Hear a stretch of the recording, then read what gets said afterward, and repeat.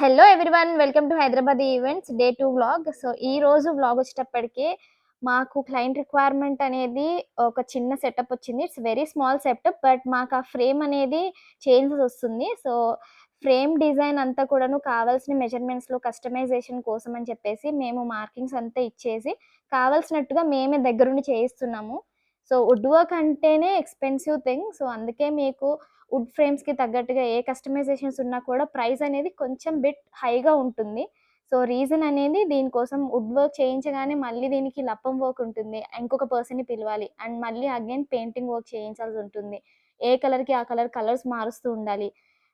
Like each and everything అనేది very కస్టమైజ్డ్‌గా ఉంటుంది. So, అందుకోసమని జెప్పేసి మీకు ఫ్రేమింగ్ వర్క్ అనేది ఎప్పుడైనా ప్రైస్ అనేది డిఫరెంట్‌గా ఉంటుంది. సో, ఇక్కడ మీరు చూడొచ్చు ఫైనల్‌గా వర్క్ గూడా అయిపోతుంది. అండ్ ఫ్రేమ్ అవుట్‌పుట్ అనేది కూడా మేము ఆల్మోస్ట్ సిమిలర్‌గా తీసుకున్నాము. అండ్